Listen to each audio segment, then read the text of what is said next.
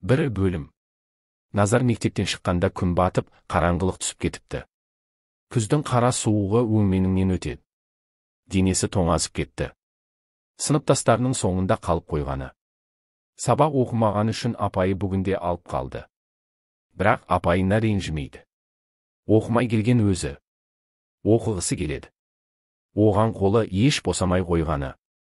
Мұғаліміне өзінің жағдайын айтайын десе, ұялады. Сыныптастары мазақ етеме деп қысылады. Анам алаңдап қалған шығар деп аяғын тезірек басып үйіне қарай жүгірді. Бүгін әкем ішпесе екен деп тілеумен келеді. Ішпеген күні әкесінен жақсы адам жоқ. Ал ішсе онда таңға дейін тығылып жүргендері. Үйге жеткенде әкесінің барылдаған даусын естіді. Тағы ішіп алған ба? Құдайым, әкем енді арақ ішпесінші деп сұрадым ғой сенен, тілегімді қабыл етші деп сыбырлап жүріп үйіне кірді. Әй, Назар, бері кел. Қайда жүрсің осы уақытқа дейін? Бар, маған арақ тауып әкеліп бер. Бәрі қайда кеткен, шешең қайда деп Назарды көк желкеден бір түйді. Қатты салмақпен ұшып кетті. Басын бұғып жата қалды. Мұндайда не үндемей жату керек, не көзіне көрінбей қашу керек. Әкесі теріс айналғанда бар жылдамдығымен есіктен шығып үлгерді. Көмір қораның есігін ашып, апау деп дыбыстады. Бір бұрыштан әлсіз ғана бері келе ғой деген даусы естілді. Абайлап жүріп бұрышқа жетті. Анасы жалаң көйлекпен бүрісіп отыр екен. Інісінің де үстінде қалың киімі жоқ. Шыдамады, кейін қарай кетті. Анасы артынан балам бармашы деп жатты.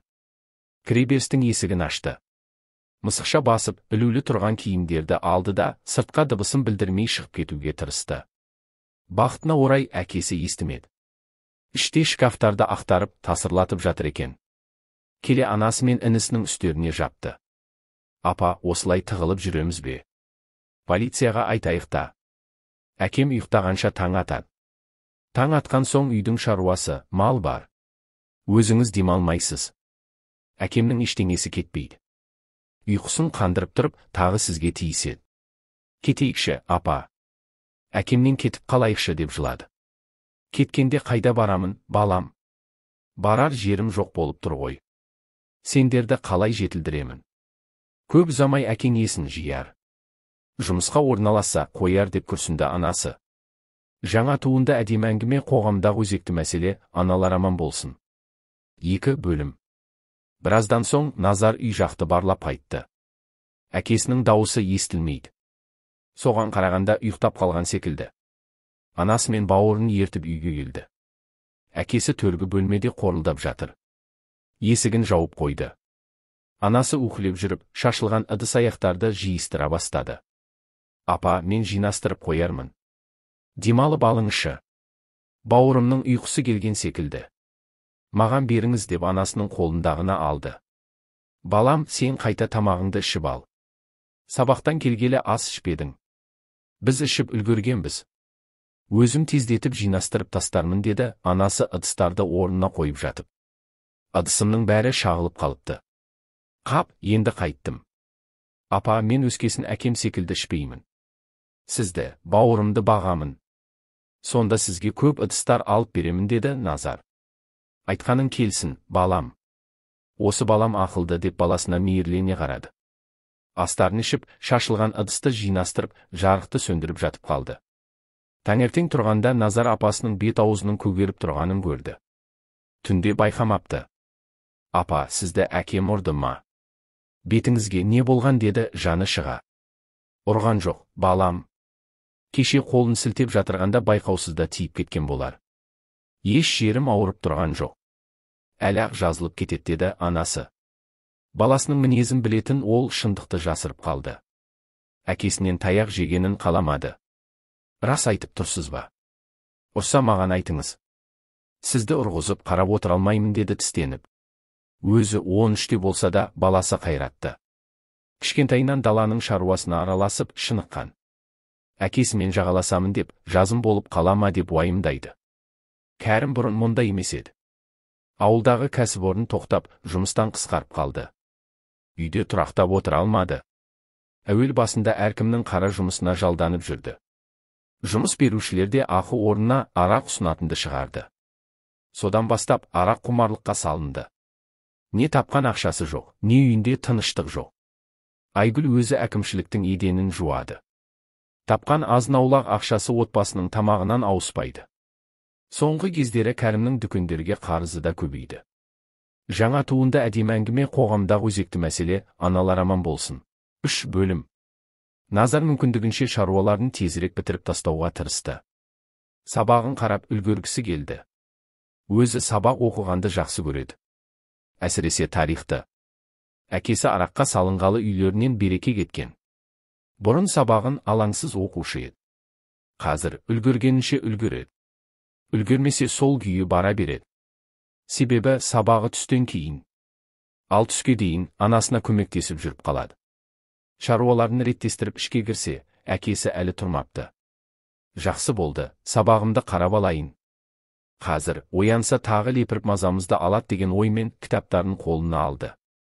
Үй тапсырмасын орындап бола бергенде жұмысынан анасы келді. Балам, әкең тұрды ма? Бауырың қайда? Ол да ұйқыдан тұрмаған ба? Жаңа жұмыстан келе жатып, апайыңды көрдім. Сабақ үлгерімі нашарлап кетті дейді. Сабағыңды дұрыс қарай алмай жүрсің бе? Енді шаруаның бәрін таста, тек сабағыңды оқы. Өзім жайлап жасап алармын деді. Міне оқып болдым. Алаңдамаңыз, бәріне үлгеремін. Кейде оқи алмайтын күндер болады. Ештеңе етпес. Сабақ оқимын деп сізге қайдан су тасыттырып, отын жарғызып қояйын деді баласы. Онсыз да әкем мазаңызды алады. Айгүл баласының шашынан сипады да. Менің нағыз қолғанатым деді. Назардың риза болған түрін көріп көзіне жас келді. Көрсетпейін деп кері бұрылып кетті. Пешті жағып, түскі астың қамына кірісті. Тәтті тамақтың иісі барды ма, Кәрім де оянды. Су. Басым қақырап барады. Әй, қайсың барсың? Су әкелің деді бар даусымен. Назар шелектегі судан бақырашпен апарып берді. Әке, арақ ішуіңізді қойсаңыз қайтеді. Соңғы кездері қол жұмсауды шығарыпсыз. Кеше мені ұрып қалдыңыз. Апамның да бет аузы көгеріп тұр. Қолы байқаусызда тиіп кетті деп жеңістік бермеді. Әке, апамды ұрмаңызшы. Естідіңіз бе деді әкесіне қабағын түйе қарап. Шешесіне қамқоршы бола қалған түрін қара. Мен ұрғаным жоқ. Өзі арақ бермей жағаласқан. Маған ақыл айтпа деп қоқиланды. Айгүлдің түрін көріп үндемей қалды. Әй, қатын. Жағаласпай жөніңе жүрмейсің бе? Өзің келіп түсесің де. Балаңды айдап салғаның не? Енді бұл ақымақтың маған ақыл үйретуі қалып еді. Жаңа әдемі әңгіме қоғамдағы өзекті мәселе, аналар аман болсын. 4 бөлім. Әке, сізді танымай барамыз. Бұрынғы әкем қайда кеткен? Арақтың ішіне кіріп, шыға алмай жүрсіз. Осы бәлені қойсаңыз қайтет деді Назар да қалыспай. Одан әрі ушығып кетерін түсінген Айгүл баласына. Балам, сабағыңның уақыты болды. Тамағыңды ішіп ал. Кешігерсің деді. Кешігерсің дегенді естіп Назар кері бұрылды. Әкесі де орнынан тұрып жатты. Кешкісін Назар мектептен келгенде әкесінің сау отырғанын көріп қуанып қалды. Әкесі ешқайда шықпай үйде болды. Шаруашылыққа көмектесті. Көптен мұндайға көздері үйреніспеген, таңданыстарын жасыра алмады. Әке, сіз осылай ішпей жүріңізші. Бұрынғы қалпыңызға келесіз деп сенемін деді Назар. Бірақ Назардың бұл қуанышы ұзаққа созылмады. Келесі күні әкесі түске дейін бір жерге барамын деп шығып кетті. Сол кеткеннен оралмады. Түсте анасы жұмыстан келіп, балам, әкеңді көрдім. Бір топ адам болып, дүкеннің жанында тұр екен деді. Назардың көңілі түсіп кетті. Апа, мен сабақтан келгенше сіз көрші апаға бара тұрыңыз. Әкем тағы тиісіп жүрер. Сабақ та бітіп болмады. Назар тықыршып отыр. Қап, мана сабаққа келмей ақ қойғанымда. Әкем үйге келді ме екен деген ойлар отырғызбады. Қоңырау соғысымен сөмкесін алып, үйіне қарай құстай ұшты. Үйіне жақындағанда аулада бірнеше адамның жүргенін көрді. Не болып қалуы мүмкін? Іштен жылаған дауыс естілгендей. Жүрегі аузына тығылды. Табалдырыққа сөмкесін атып ұрып төрге қарай өтті. Көзмен апасын іздейді. Таба алмады. Бір бұрышта бүрісіп бауыры отыр. Алдынан көрші апа шықты. Апам қайда, апам деді бірден. Балам келдің бе? Апаң іште, кішкене ауырып қалып жатыр. Бауырыңа бара қойшы. Манадан сені іздеп, жылап болды деді жолын кесіп. Былай тұрыңыз, апам қайда деймін сізге. Апау деп айқай салды. Залдың есігін ашып қалғанда сілейіп тұрып қалды. Төсектің үстінде анасы жатыр. Бет аузының сау тамдығы жоқ. Көз аларып, сыртқа шығып кеткендей. Апа, кім жасады мұны? Кім дедім? Әкем бе? Шыныңды айтшы маған. Дәрігер қайда, дәрігер деп шырылдады. Жаңа туынды әдемі әңгіме қоғамдағы өзекті мәселе, аналар аман болсын. 5 бөлім. Дәрігер шақырдық балам. Келіп қарап кетті. Қалаға ауруханаға жеткізу керек дейді. Бүгінге көліктің реті жоқ. Әкім өзінің көлігін берді. Амандық болса, таңертең апарамыз деді көрші апасы. Оған дейін өліп қалмай ма? Апау, сізге айттым емес пе? Көршіге барыңыз деп. Неге тыңдамағансыз деп орнынан атып тұрды. Айтпақшы әкем қайда? Әке, қайдасыз?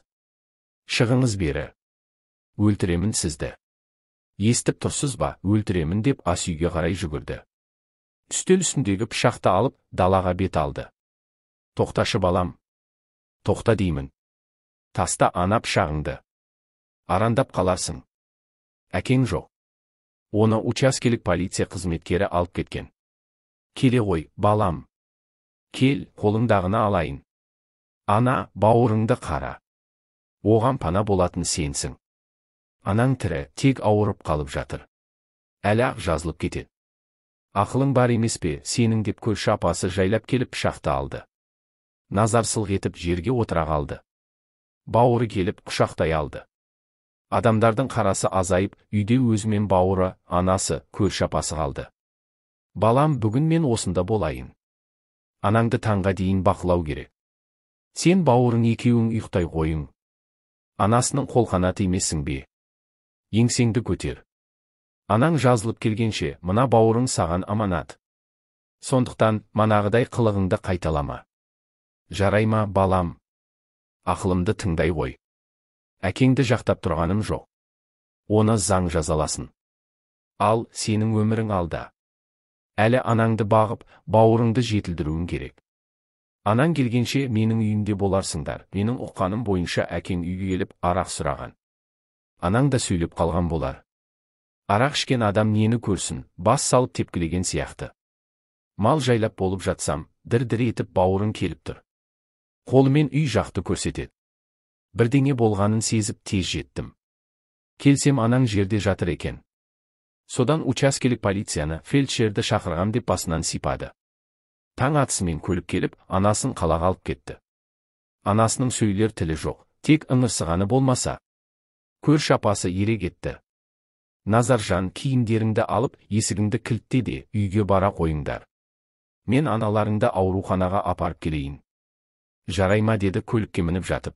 6 бөлім. Көрші апасының айтқанын тыңдап, есігін кілттеп, бауырын ертіп көрші үйге келді. Түстен кейін мектепке барды. Бәрі мүсіркеп қарайтындай. Сыныпқа сынып жетекшісі келді. Саламатсыңдар ма, балалар? Барлығың отыра қойыңдар. Назаржан, амансың ба, қал жағдайың жақсы ма деді. Назарда үн жоқ, жылап жібергелі тұр. Барлығың Назардың отбасындағы жағдайды естіген боларсыңдар. Бүгіннен бастап ешкім бұл туралы сөз қозғамайтын болсын. Және сонымен қатар Назарға да орынсыз әңгімелер айтылмасын. Естідіңдер мені деді апайы қатқыл дауыстап. Жақсы апайы деп барлығы жарыса жауап берді. Көрші апасы анасын ауруханаға орналастырып келді. Дәрігерлер емделуге біраз уақыт керек депті. Бір жақсысы, көрші апасы жақсы адам. Назарларға анасындай қамқорлық танытты. Арада 2-7 уақыт өткен. Кешкісін сабақтан келе жатырып, үйдің жарығының жанып тұрғанын көрді. Анам келген бе деп қуанып, сыртқы есікті ашып қалғанда әкесін көріп қорқып кетті. Есікті жаба салды. Артынан Назаржан деген әкесінің дауысы естілді. Бұрылып қарамады. Көршінің үйіне ентігіп жетті. Есіктен кіре. Әкем дей берді. Көрші апасы алдынан шықты. Не болды, балам? Әкеңді көрдің бе? Әкемнің келгенін білесіз бе, деді.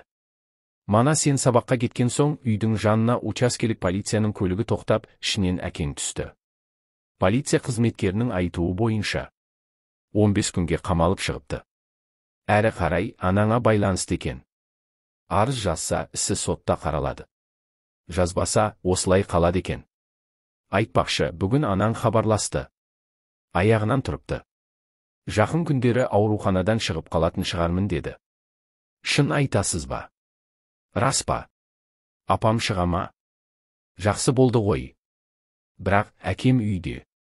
Енді біз қайда барамыз деп кемсеңдеді. Жылама, балам. Оның да мәнісі болар, деді. 7 бөлім. Таңертеңгісін әкесі келді. Балаларын үйге алып кетпек. Назар бармайтынын айтты.